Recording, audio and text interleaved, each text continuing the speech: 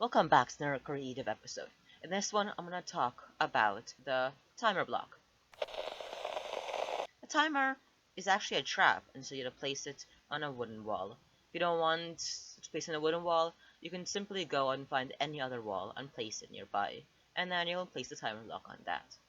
Just so you know, in a real match, you may not want to place it on the wood, because that means any opponent can come, and if they break the wood, the whole timer block breaks. Now here, I'll talk about all the settings again.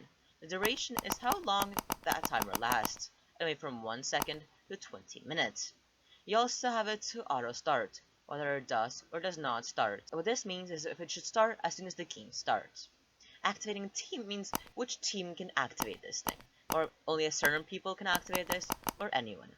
Complete once is basically if you want a timer just to stop as soon as it's completed. Complete on timer's end means should it be counted as completed. Most times you do want it to count as completed, just so something happens.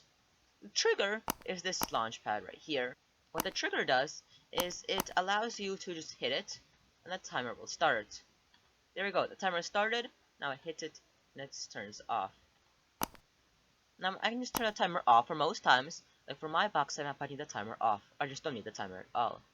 Looping means if the timer starts, should it keep going? That's also the audio. The audio, I just like turning it off.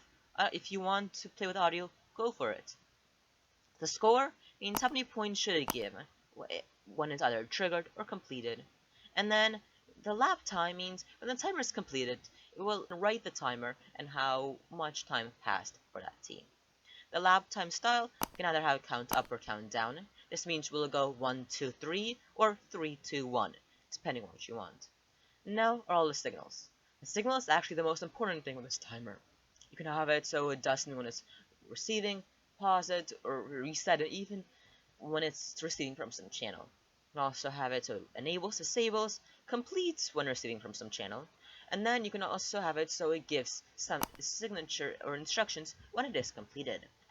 Now, in this case, I'll show you how I use it. Here, I have my timer set for 10 seconds, and right here, I have barriers.